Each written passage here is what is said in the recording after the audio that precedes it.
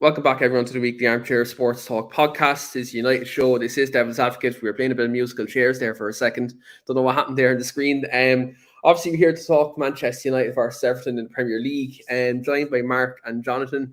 We're going to talk all the latest topics coming up to the game. The impending return, Christian Eriksen, music to a lot of Manchester United fans' ears.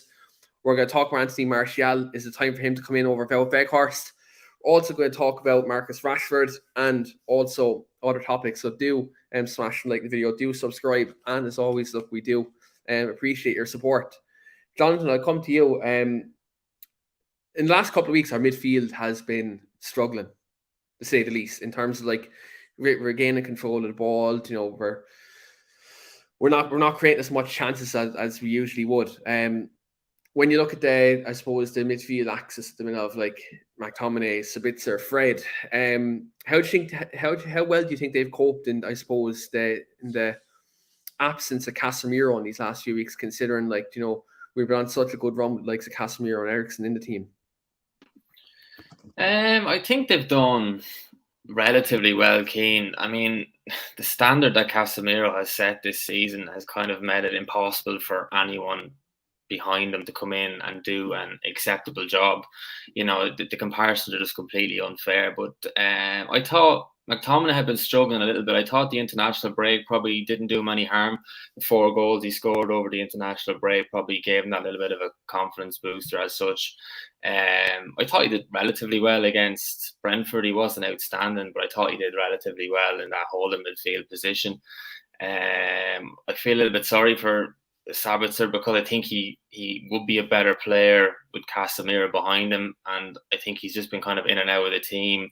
He hasn't really had a consistent midfield partner since he's come to the club. He's kind of been in and out of the team, so it's been a mixed bag, as you'd expect. It says a lot that we're looking forward to the return of Eriksen to the squad tomorrow. I think that says it all really about the players that have come in. They've done well, but you really do miss the likes of Eriksen and Casemiro. They're a class above. And look, thankfully, it looks like we're coming to the end of that period now where we've been without the pair of them. Yeah, look, I think the next 10 days is going to be pivotal. I think in their season, I think especially getting these two back is going to be a massive, massive boost. I think you look at Bruno Fernandes's new role. I know we're going to discuss in a while in terms of how he's adapted his game the last kind of 2 or 3 games, but I think you've seen where the lads have put in a shift. Sabitzer, McTominay, Fred, collectively, they've all put in a shift and they've tried their best.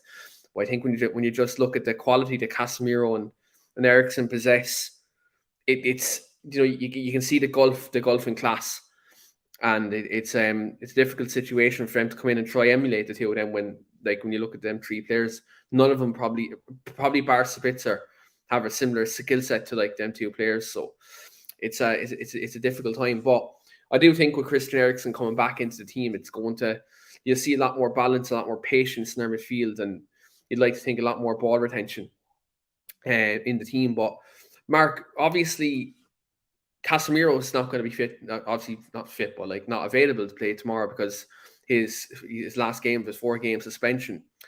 When you look at Eriksen coming back into the fold, Ten Hag saying look, he should be ready to play this weekend.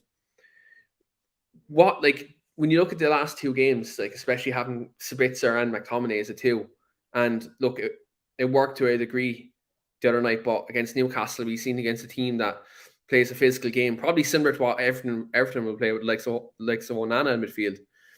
Should Fred come back in from the start this weekend? Because obviously McTominay, whereas he's got a couple of goals international break, he's done well from a ball winning aspect, but Fred was one of our standout midfield players in Eriksen's absence. It's almost like since the Liverpool game, he's been kicked to the curb.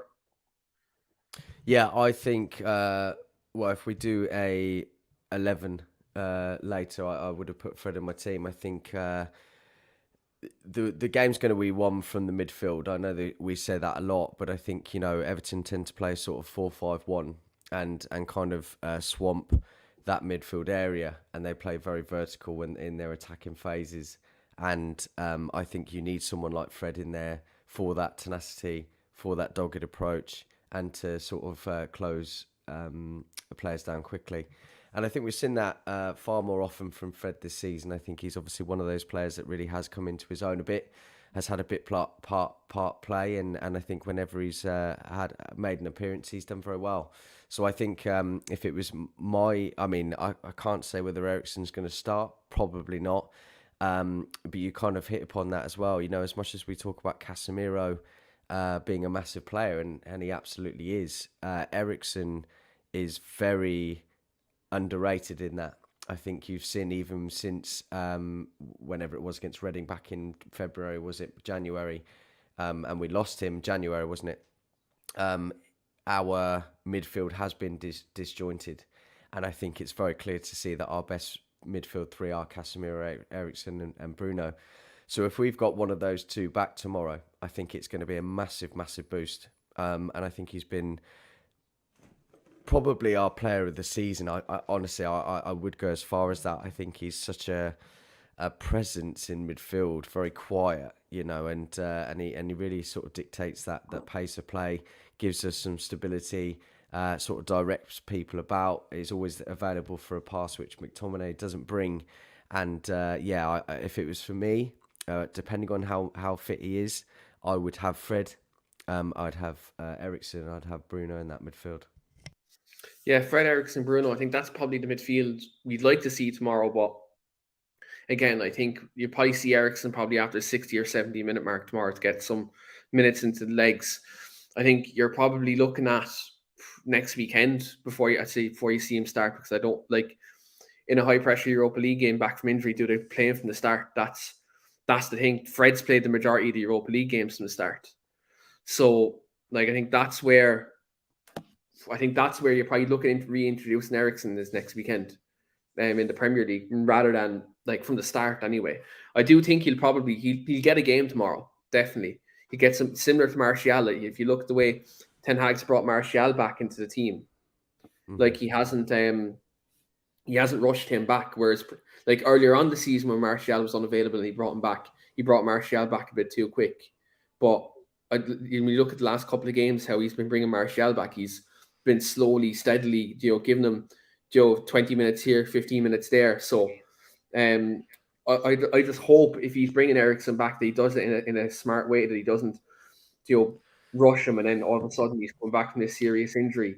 Yeah, I think we've seen that on numerous occasions, haven't we? You know, we've had a couple of injuries sort of throughout the season. And I think if there's one thing there's many things, but I think it's something we don't have to worry about is his integration of players into the team. You know, Casemiro at the beginning of the season played that perfectly. Phasing Ronaldo out, played that perfectly. Returning from injuries, I think he's pretty much done that and nailed that on the head too. And you know, he can't help that Martial is as injury prone as he is. Do you know what I mean? And I think that obviously a bit of a phased return is the best way forward, and hopefully he can get through and get another couple of games under his belt. Yeah, look, we need him back, and I think one of the most important things is, especially in these this run-in that we have the FA Cup semi, we have Europa League, we have top four games for the top four coming up. We need this full squad back, and I think definitely getting the likes of him back, getting Garnacho back in a few weeks, I think is going to be a massive boost, because when you consider like if Anthony and Jadon Sancho aren't at it, or whether like Rashford isn't at it or Weghorst isn't at it, though one thing we are missing, Jesus Christ almighty, like one thing I would say is that, when they're not at it, we don't have someone to stretch the pitch in these last couple of weeks. And when Garnacho's brought off the bench, he's someone who helps us do that and gives us that different type of option. Whereas I feel like right now with his injury, we're seeing all our players come to the ball, whereas Garnacho penetrates in behind, so I think that's where, I think he's someone who definitely come back as well. But like right now, I think one of the most important things is getting Eriksen back in this ASAP, as quick as safe as we can. Just get him back in, because looking at like some McTominay, Fred, Sabitzer, they all do a job to a degree, and they all do like a certain level of job. But when you, like Mark said, you look at our best period of the season, when we're winning all the games and people are talking about title challenges and whatnot, It was when Eriksen, Bruno, and Casemiro were our midfield three, and we're actually dictating games. We're creating a lot of chances. We're very productive, and like you look at the way Bruno's come back in these last couple of weeks, and his performances have raised. I think having another creative outlet could actually, bring the best out of him as well. Yeah, I think there's definitely been a lot more focus on Bruno the last couple of months as well with Christian Eriksen out. He's getting a lot more. Can you hear me? Yeah. Yeah, we can hear you. Yeah, sorry, man. I thought you were saying I was muted there. Sorry. Yeah, no, I think there's been a lot more focus on Bruno the last couple of months, especially. He's had some really good games. I mean, you saw again Johnny playing against Brentford in a deeper role, which he hasn't done too much this season. He had a really, really good game midweek, but there's been an extra focus on him then when he has had a poor game. He's setting his own standards so high now that, when he does have a bad game, some United fans, but mainly opposition fans are literally just hopping on, like none more so than the Liverpool game. So like you said, Keane, having the likes of Christian Eriksen coming back, and even Casemiro, who has a creative outlet as well now, could take massive pressure off Bruno going into the last couple of months of the season, and we could see him get to another level now and see out the season as successfully as possible. Yeah, definitely. And look at I actually want to come to Mark on what something you mentioned here is Bruno playing in a deeper role. Obviously, with Eriksen, when Eriksen does get integrated back in, Mark, we've seen him and Bruno kind of alternate in different positions. Like one plays the 8, one plays the 10. We look how Bruno's picked up this deeper role in recent weeks and how he's kind of been almost a playmaker. He's drove the ball forward. And you look at kind of Eriksen's knack for picking out the right final pass in the final third. Do you think with Eriksen coming back that maybe they can almost switch roles and you can maybe see Bruno play that deeper role and Eriksen maybe further forward? Yeah, I think it's another dimension that can be added for sure. I have actually quite enjoyed Bruno playing that deeper role. I think he's more involved in the game, still takes the risk passes, and obviously can frustrate our fans at some points, but that's just the way that it is. Apparently, Mark, he frustrates self-proclaimed Man United fans who are actually Liverpool fans as well, by the way. There you go. Yeah, well, I couldn't give a shit about them. But that guy, yeah. Yeah, that guy. Yeah, it's another dimension that can be added for sure. But I think that even with Bruno dropping back, it's not about one man in midfield, is it? I think he's done a relatively good job. Probably not his best position, but fundamentally, we're still missing 2 other players around him wherever he plays in that midfield. And I think that with Eriksen there coming back, that will give him the bridge to do the things that we know that he can do. And whilst you're not seeing sort of like the high numbers that you saw when he came into the club, was playing like almost like a false 9, number 10 role, wasn't he? And that's why he was getting all the numbers he was. I don't think you'll see that again. But yeah, Eriksen coming back is going to be a huge boost to the players around him. And I think you could see a bit more from Bruno further forward and maybe playing on that right-hand side even. Yeah, they'll definitely give different options to balance out the team. And just, I think one thing we need is just some flexibility in our system. Because I think for a while, especially with the suspensions to Casemiro this season, and obviously Eriksen being out through injury, and even, look, I can't believe I'm saying that, but even not having Donny van de Beek available to change the system, we've kind of lacked a bit of tactical flexibility. It's come a bit predictable in certain games. So yeah, look, it'd be good to get him back into the mix. And look, who knows what this Christian Eriksen reintroduction to the team means. Because obviously I think that could also create a snowball effect to like Scott McTominay, which a report came out literally half an hour ago, that Scott McTominay is basically considering his future if he doesn't they'll get enough game time.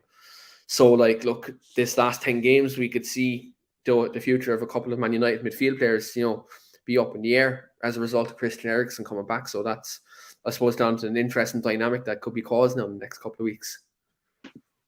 Yeah, I think McTominay will go in the summer. I don't think he's a Ten Hag type player. He's an honest player, but he did a job for a number of years under Ollie. But like, if we need to be getting back to where we want to be and winning league titles and hopefully winning Champions Leagues and competing for Champions Leagues, you can't have players like Scott McTominay around, unfortunately, you know. Or if you do have him around, not playing the number of games that he has been playing for Manchester United. I think if it wasn't for the injury issues that we had in January in the midfield department, I think they would have definitely considered that bid from Newcastle. And I think if that comes back again this summer, I can definitely see Ten Hag putting him up for sale. And I think he'd probably get decent money from him as well. He's only 27. He fills that kind of homegrown category as well for clubs. So you'd probably get 30, 35 million for him. You know, he's a decent, solid player, Scottish international. But I can definitely see him going this summer, regardless of what happens in the next 2 months, because you know you need to sell players to buy in the summer as well, regardless of the takeover. So, and with Sabitzer there as well, you know, if he does do well in the next couple of months, there's rumours he's available for about 20 million euros. So I could definitely see a world in which Scott McTominay is sold and then maybe buy Sabitzer for about 20 million euros. I think Sabitzer just suits that style of footballer that Ten Hag is looking for more than McTominay. Yeah, for one, he doesn't like hide when the two centre backs have the ball, which is something that we see McTominay do a lot, and it really hinders us in the build up. When he does do that, but then again, he's like, look, as we discussed many times, McTominay isn't a 6, and when he plays as 6, he's not capable of playing there. Yeah, that's the guts. I feel like if McTominay goes, fine. I think you're right. We'll get some money for him, but if he stays, I'm quite happy with that. I think he's a good squad player to have, and I think too many times over the years you've seen him played in in the wrong position, and it's easy for us to sort of get on his back because it's not the attributes and the profile that he has for the number 6/8. Do you know what I mean? He should be further forward. So I don't think that's his fault. I think that's the club letting him down, you know? Yeah, look, I think, especially when you see him playing that kind of midfield too with Fred, like, I think for many years McTominay's like best attributes weren't being utilised. I think like what we've seen the best of McTominay, he's further forward and he's, you know, being a goal threat, or, you know, he's carrying the ball in a kind of a box to box position. Like, I think that's where he is. Him sitting in front of two centre halves and trying to start attacks, that's not his role, and it never will be. Hence why, like, you know, he plays either centre half, you know, or kind of almost nearly as a number 10 for Scotland, because he, like, you know, it's either one or the other. He's not a 6 when he plays for him. And look, it's no secret when he at the start of the season he played as a 6 against Man City, and he was used as that trigger that day. They used him as that trigger to press, and we all know what happened there. So I think, look, he's better off as a box to box midfielder. If he went to Newcastle in the morning, and like, I think he's a better footballer than Sean Longstaff.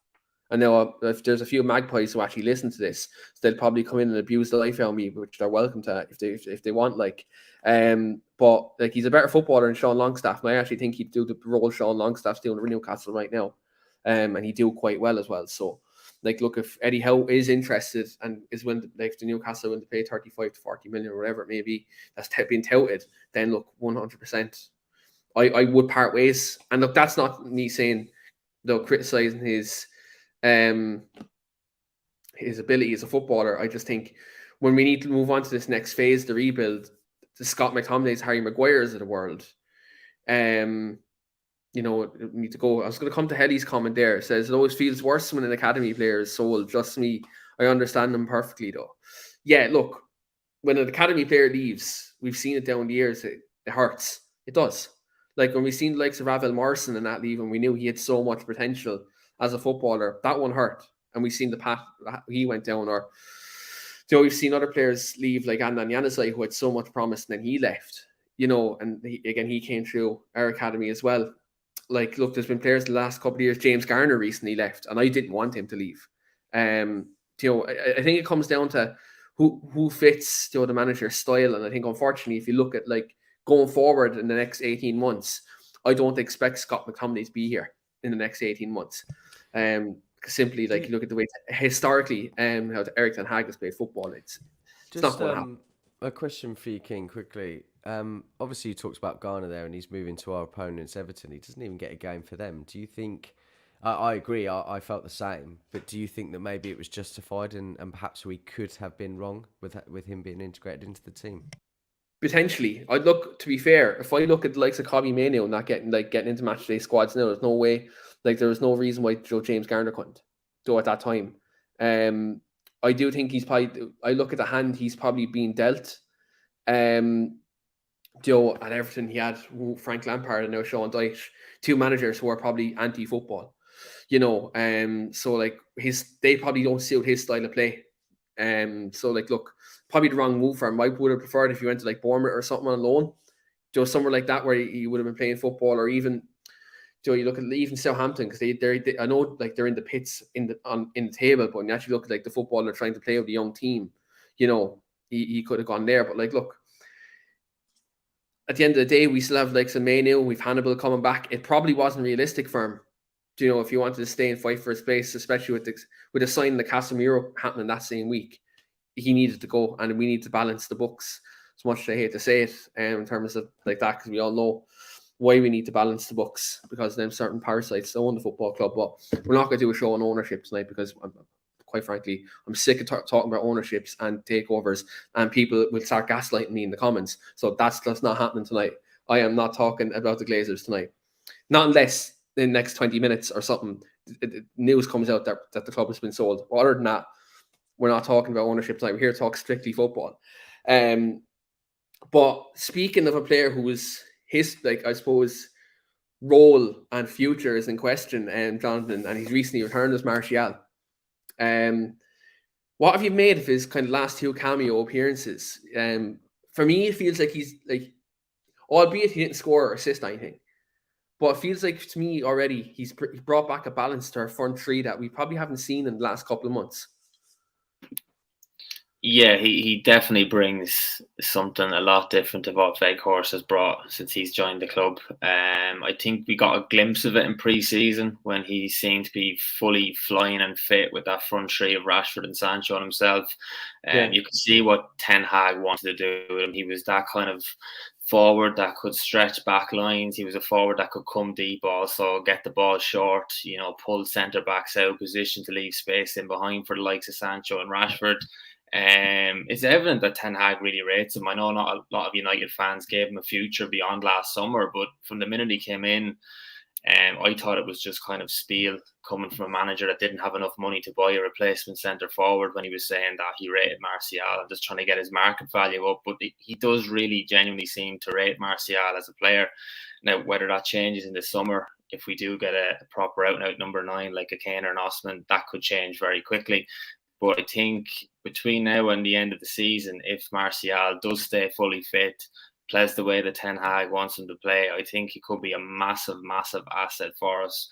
Because as honest and as effective as Weghorst has been in some games, Martial is just a level above him in terms of technical skill, in terms of pace, in terms of what he brings around the park. So I hope he can stay fit now. I would like, I know we're going to get to the starting 11s later on, but I would like to see him get a start tomorrow after the couple of cameos he's gotten. Yeah, look, I think he could be definitely an asset for the last 2 months of the season, because he's going to be fresh as well. And a lot has been spoken about the fatigue in this United squad, and even the forward line looked very tired last week against Newcastle. So I think he could give us a much needed invigoration of energy in that front three, and help out the likes of Rashford as well, who's been kind of carrying the squad in terms of goals all season. Yeah, look, I think it's definitely needed, because look, I backed Phil Weghorst for the longest of time, and probably out of just like pure. I'm not going to say pity, because I think that's a strong word, but he's not good enough, but he's putting a shift in. I still back him. I know he's had. I back him if he comes on and plays. I just mean that I know he's not been particularly good since the Liverpool game. I think that's very. You can see that, everyone can see that. But I don't think he's given enough credit, and I've said this so many times. Rashford would not have scored the goals that he has since January without him there. The amount of players he drags out. He scored plenty before that, though. He did, but he drags so many players out of position. You can see that his off the ball work is great. His link up play is different to Martial's. He's not good in the air, which is a problem, and he's not scoring enough, which is a problem, and he has been poor.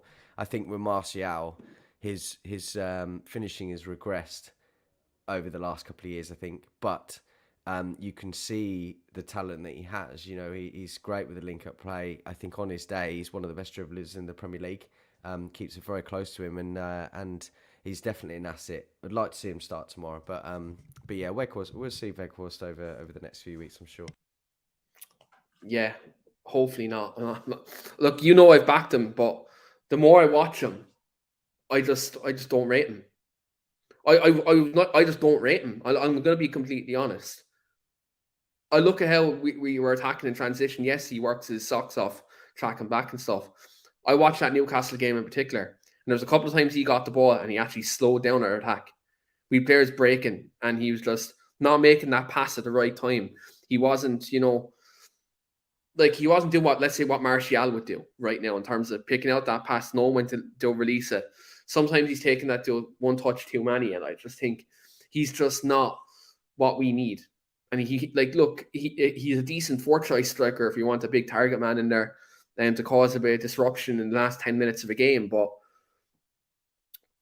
if we're aiming to get back into the Champions League and be competitive in the Champions League and hell, like in a year or two, win the Champions League, Weghorst cannot be in your team. I think he's a decent stopgap with the financial restrictions that we had in January because, like, due to FFP, we literally can't spend anything. The club is broke. The club has no cash. Literally, the club has no cash. We're broke. Hence why the Glazers aren't even taking dividends because there's physically no dividends there to take. I know a comment mentioned there a few minutes ago, but James Garner was a dividend payment. That was a dividend payment, and 14 million for James Garner. But we are in a bad situation, and I just think Weghorst isn't the answer up front. Hence why, look, I think what really shows in his last couple of performances, why was Marcus Rashford playing up front the other night when Martial and Weghorst were both on the bench?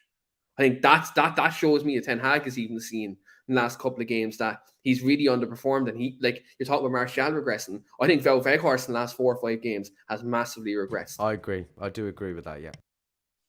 You know, and shout out to Greg as well, because we've seen the front three. Mark, if you remember, his message was that front three is horrific and Rashford scored. So the shout out to my good friend Greg. We love him. He's the best host on the channel. But just to let you know, Greg, you're wrong about Rashford again. Just want to throw that out there, pal. He's not the best host on the channel, I know that much. Well, look, we leave that one up for debate. But what I will say is, I'd love to see Martial goal tomorrow. It'd be great for him to get off the score sheet. And like you said, lads, take that pressure off Rashford, because he is literally. I remember a couple of years ago he had a back injury. Remember under Solskjaer, Rashford had a back injury. Literally right now, he should have a fucking back injury with the carry job he's been doing this season.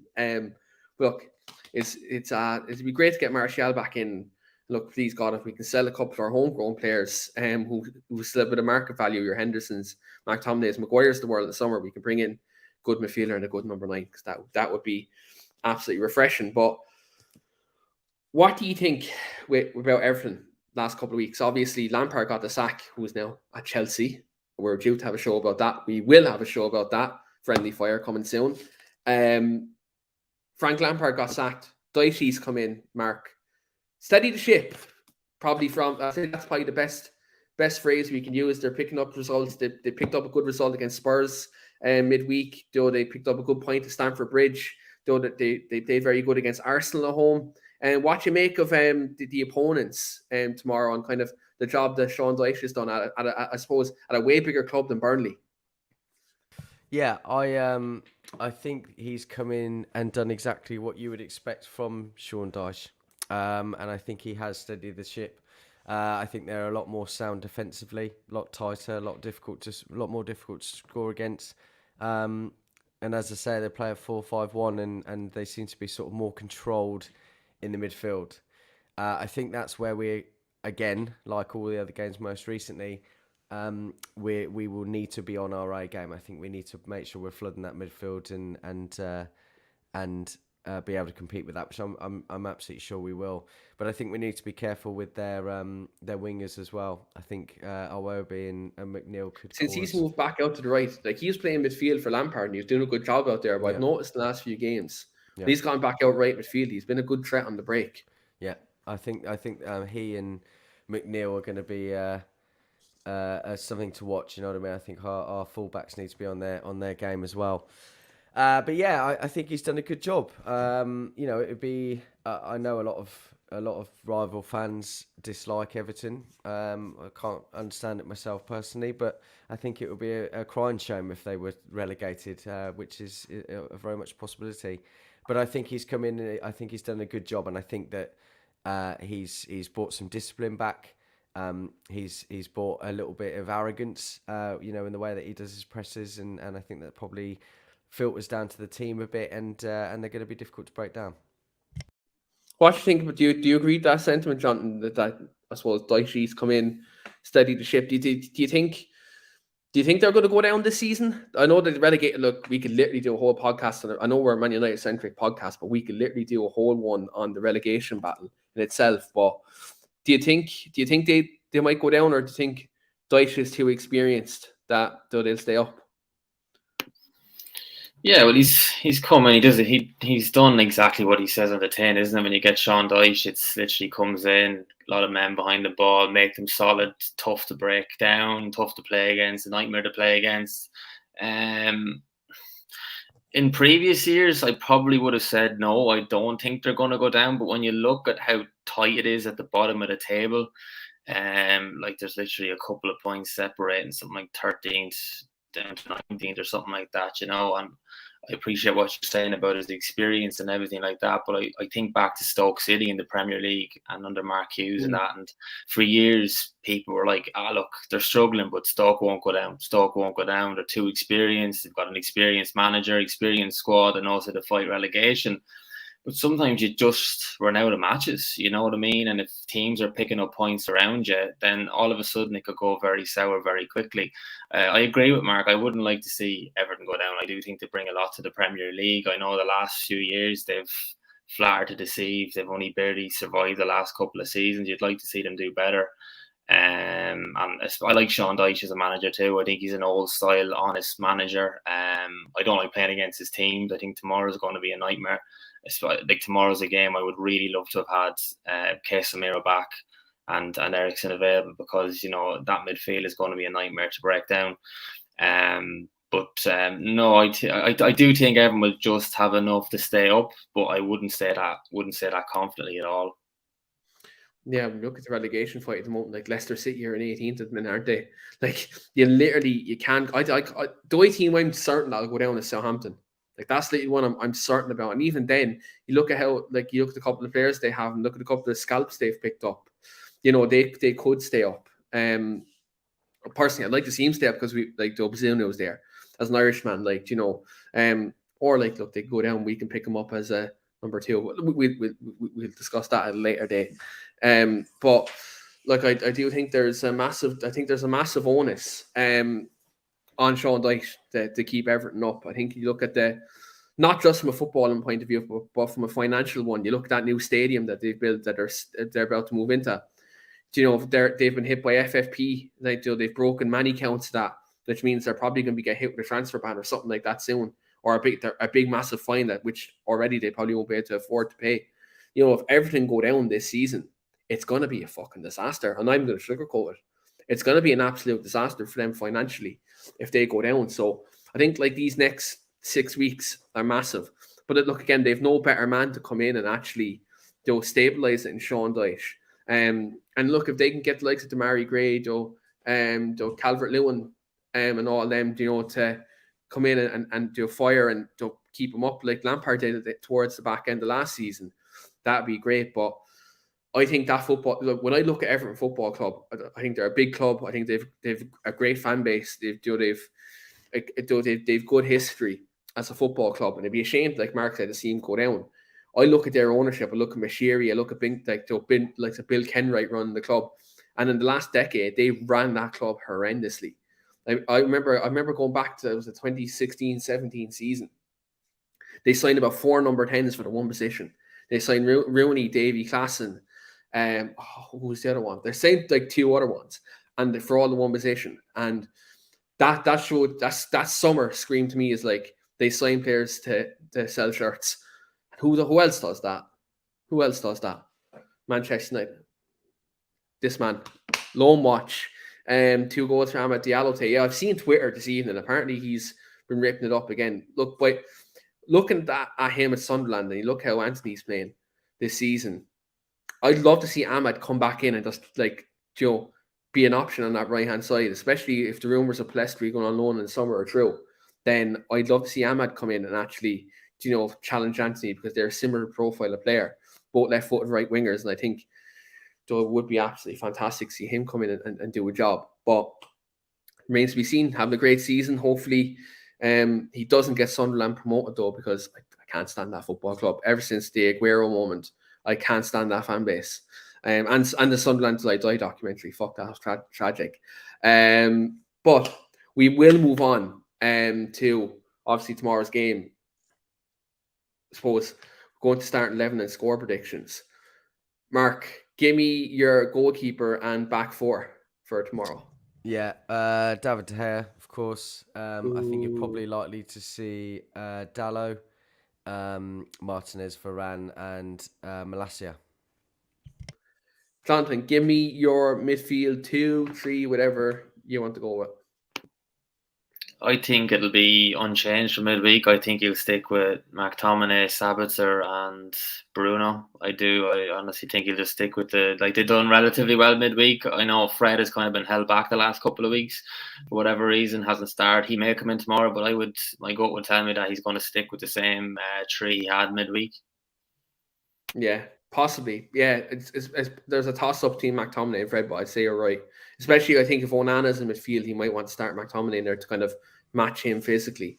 I'm going to take the front 3. I know Greg Veghorst is on the bench, unfortunately for you. I'm going to go for Anthony on the right, Martial up top, and Rashford on the left. Look, as much as I'd love to see Rashford get a rest, a well-deserved one, you can rest in the summer, go back to America like you did last summer, and live life. But until then, unfortunately, we've no one to your level on the left-hand side. You're going to have to play. So it's going to be Anthony and Martial and Rashford. Hopefully, lads, I'm just hoping this. I'm just manifesting something here for a second. If we see the top 4, let's say, with 2 or 3 games to go, let's hypothetically speak, we have to see that Anthony front 3 at some stage. I think we've been robbed of that this season. What do you think? I think it's been so unfortunate we haven't had that that meme, that glorious moment of the 3 Anthonys tearing some defence apart in England. I think it's very unfortunate, lads. I don't think we'll see that. I don't think we'll see Elanga more than anything, which will be a shame, of course. But we're not here for memes. We're here to win games. Oh, we are. But look, I'm just saying, in an ideal world, we seal that top 4 towards the end of the season, and we give Anthony Elanga one last swan song at Old Trafford before he leaves in the summer. It'd be great, and just the 3 Anthonys on the pitch, just for that moment, it'd be great. Hetty says her front 3. She says Rashford, Martial, and Sancho up top. Yeah, that, as Jonathan mentioned earlier, that was a front 3 that Ten Hag had working in pre-season. It'd be nice to actually see that, because Sancho, I think, on the right could do damage. But I think one thing about Anthony, though, as much as he might frustrate people, I think he's like when he bags a goal, he bags a goal. Like he scores. I think one thing that leaves Anthony down, and look, he is pretty one-dimensional cutting in on his left foot, but I think one thing that's kind of maybe probably hindering him at the minute is this current system. He doesn't have an overlapping fullback because our fullbacks play inverted.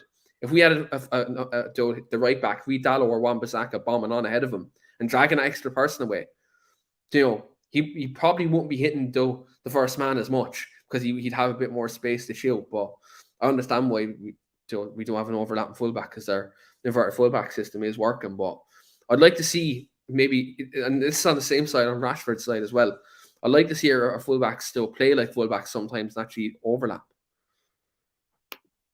Yeah, to be fair, even just looking at that Anthony one, Keane, you've got to look at it in phases. Ten Hag is making a puzzle here that's going to hopefully end up with Premier League and Champions League triumph, and these are the first pieces of the puzzle. You know what I mean? If in the summer we go after that rumoured right back Jerome Frimpong from Leverkusen, you don't know what level Anthony's game could get to. I've been very impressed with Anthony this season. Like, he's gotten a lot of criticism, but I think we all know why he's gotten the criticism he's gotten. It's the club he plays for. If he played for Chelsea or Man City, there wouldn't be a word said about it. Modric. That's why I feel 100%. I have a lot of sympathy for Anthony, because while his stats don't add up to what £100 million player should, I think he brings an awful lot of balance to the team when he plays that actually affords a lot of the other players space and opportunity that a lot of people don't see. I think the numbers are irrelevant. They'll come. I think he's won us some very big games, scoring vital goals, and I think his tracking back is excellent. I think the relationship he has with Aaron Wan-Bissaka has been good, and perhaps that's why he's been a little bit off the last few weeks. I think he is consistently our best player on the right-hand side. I know Sancho obviously looking to come into a bit of something at the moment, and he could well start, but I think he'll probably go with a tried and tested like Anthony. Yeah.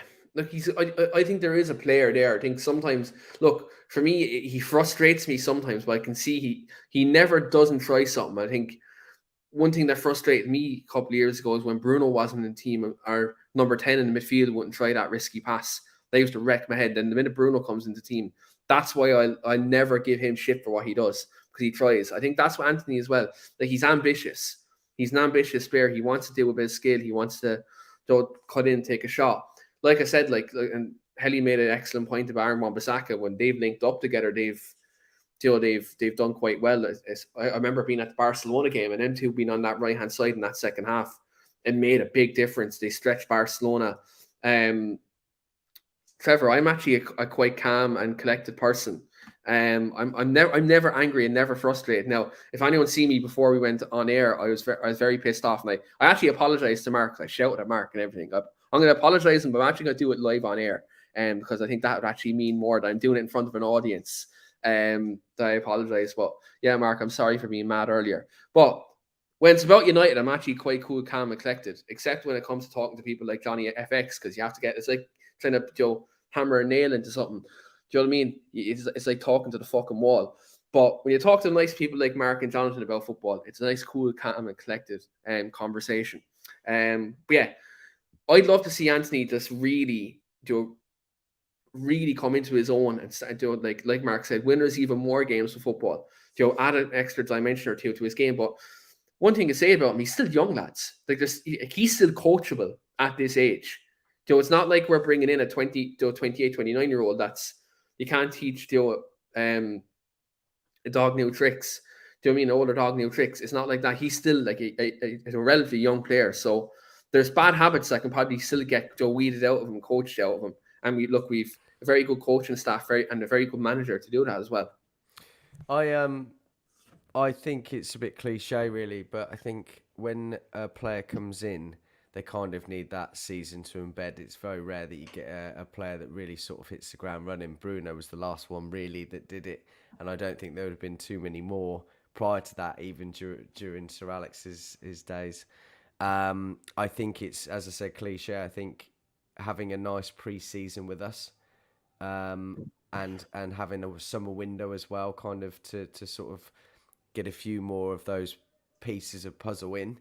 I think that you'll see him come on leaps and bounds. I hope, at least, but I think you will next season. Yeah, hopefully, please God. But on that, we will wrap up the show with score predictions. So people in the comments, do get your score predictions in for the show. And look, Mark, I'll basically tell everyone live on air. So basically what's happening is I was filling up a hot water bottle right before the show because I was a bit cold. So I keep the hot water bottle under the table while I'm doing the show. And a bang happened in my house. I thought someone was at the banging the door in my kitchen, and I had a boiling kettle and I was scalding my arm. And Mark was slagging me, laughing at me, and I told him to. I'm not going to say the words that the video might get reported by. I told him where to go, and I called him a name. But I'm not going to call him the name. I've been called worse. I know, but I'm not going to call him the name I called you. I'm not going to tell everyone what I called you, Mark. It's not a bad word and it's not offensive, but he'll get a new nickname, and this nickname is staying private. So I'll tell Jonathan after the show, but this nickname is staying private. Whoever guesses it, I give you your reward if you can guess the nickname, but I don't think no, it's not hot water bottle gate. It's actually the truth. I even have the hot water bottle here, so it's not a conspiracy, Trevor. As much as you'd like to believe it's a conspiracy, this is the same man who thinks I get stopped at customs every time I fly to Manchester, by the way, which means if there's anyone in Manchester airport watching this, it's eventually going to happen because of this dickhead. When I do stop, he loves spreading rumors about me, but I love Trevor. He's a good man. He always watches the channel. But we are going to go with score predictions now before this show gets into hot water. Jonathan, give me your score prediction for tomorrow. Nice early kickoff. Yeah, as mentioned this to Mark before the show started, I hate the 12:30 Saturday kickoffs. They're a nightmare, and you traditionally don't do well in them. But I'm going to say a scrappy 2-1 win with a late winner. I think it'll be 1-1 for a long period and a late winner, maybe from Martial or Sancho.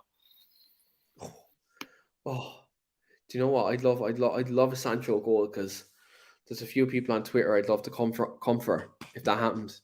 I'd be on a roll for the whole Saturday if that did happen. But yeah, I think Everton will give us a tough game though. Sean Dyche, if you actually look at his last couple of games against United, he's got results off us. So you definitely have to watch out for him. Mark, do you share the same optimism as Jonathan does? Yeah, I do. I really think that we've had a tough run of form, and I think that the game in midweek is probably going to be a turning point for us. Again, I hope.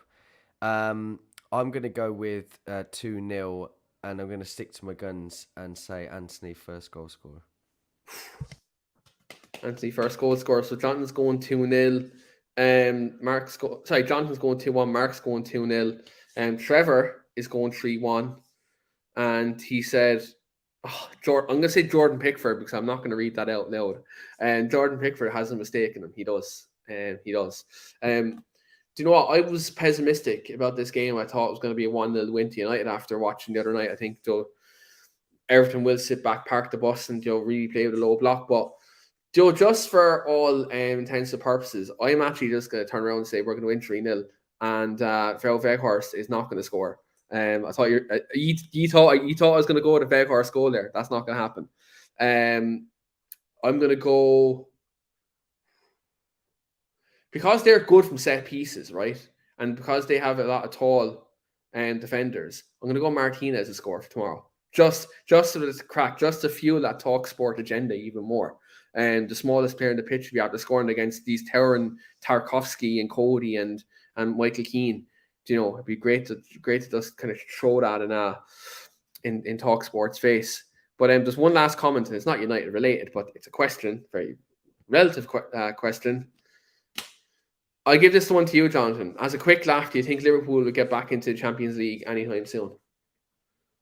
No, I hope not. But no, I don't think so. No, not definitely this season anyway. No, I think next season it'll be even tougher with other teams strengthening. So no, I think they're going to have a few idle years, I think.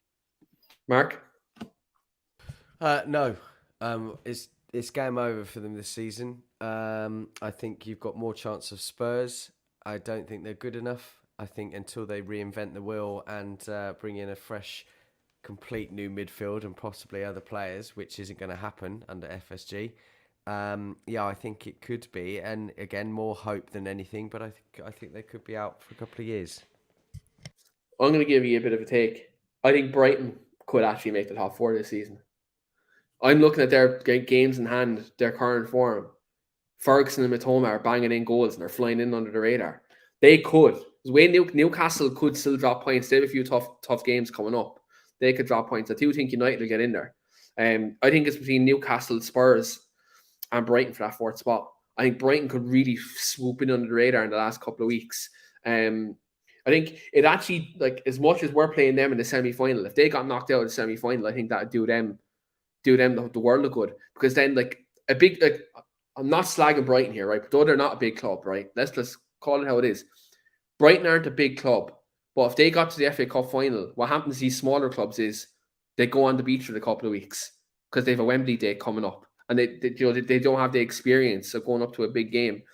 So if let's say if Brighton are still within the top 4 race come 2 weeks time, then I think they'd be better off losing that semi-final because they wouldn't get into the Champions League then. But I'd actually love if United finish third and Brighton finish fourth. United obviously get in the Champions League, hopefully get to Europa League final. Evan Ferguson is playing Champions League football for Brighton next year. It'd be absolutely some buzz if that happened. But on that, we will wrap it up there because I could start spreading the Irish propaganda for the night and I get banned off YouTube. But do follow both of the lads on Twitter and both of their handles are there. Mark is verified, by the way, as well. So go in and drop him. Go in and drop Mr. Biggs a follow as well. And as always, do like, share, and subscribe. We'll be back tomorrow, 2 o'clock, Marcus, or 2:30. Yes. So reaction would be myself, Keane, Stu, and possibly one other. 2:30 straight off the game. 2:30. Grand. I live on show, lads. I had to check what time we're on, so that shows how organised I am. But do check out the reaction tomorrow, and hopefully we're talking about a win. Because look, at the end of the day, we don't want to be falling further before Liverpool. And also, happy Easter as well. Hope you enjoy all your Easter eggs this weekend. But we will see you tomorrow, and hopefully we're talking about 3 points.